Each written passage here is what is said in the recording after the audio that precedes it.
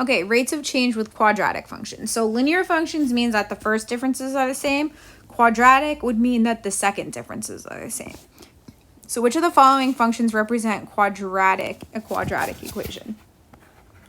So first thing I'm going to do is look in the x column and make sure that these are all consistent, which they are here. They're all plus ones. And then I'm going to look at the consecutive differences over here. So that one's minus 10. Plus 10. I really didn't want to do this one first. What is that? Plus 16? Yeah, plus 16. And then plus 4, minus 2, minus 8. All right, so that's the first set of differences. It's obviously not linear. All right, those would all have to be the same number for it to be linear. So I want to check the second set of differences. So now I'm going to do minus 6, minus 6, minus 6, minus 6. And in fact, the second set of differences, so the second difference, are constant. So this is a quadratic.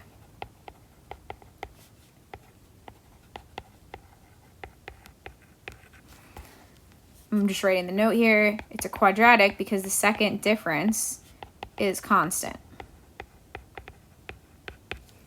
All right. Okay. What was X? State if the graph of the parabola would be concave up or concave down. All right. So let's just think about this one logically. Okay. So we've got our graph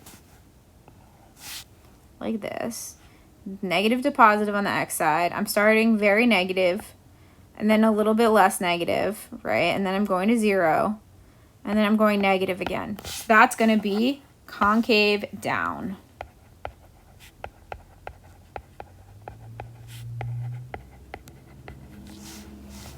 All right, let's go to the next one. I'm going to switch colors just so that it doesn't get confusing. Okay, so again, I'm going to check this column. We're good. Everything's changing by ones. And now I'm going to check this column. So 76 minus 55 would be 21. And then 19. 17. 15. 13. If I did my maths right. So not linear. But minus 2, minus 2, minus 2, minus 2. This is quadratic.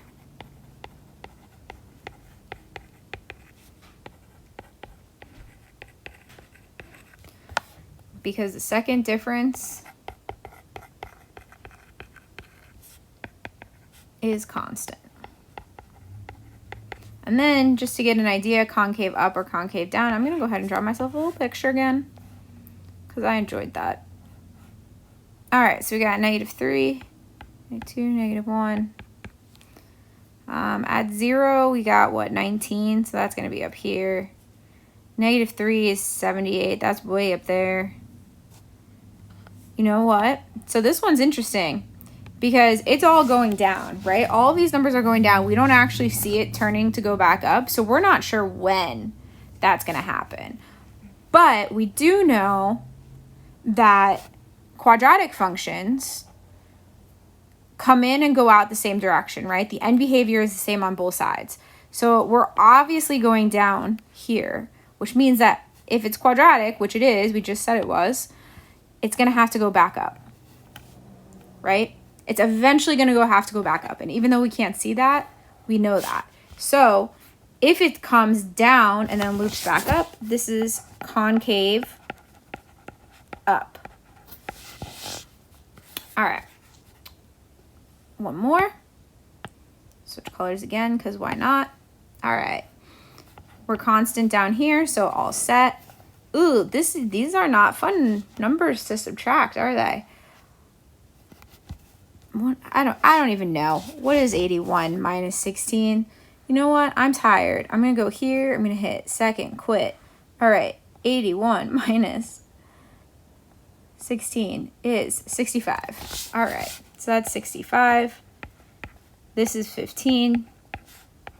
This is, these are all minuses, right? Minus, minus, minus 1, plus 1, plus 15. I'm going to go ahead and say that this looks like it's not a quadratic, but, you know, I'm just guessing. So then if I do these two, that's minus or plus 50 to go from negative 65 to negative 15. And then here, this is plus 14 plus 2 plus 14, 15. Wow, I can't add tonight. That's plus 15. Does that mean the last one? No, the last. Plus 15. Okay, not consistent, so this is sad face, not quadratic.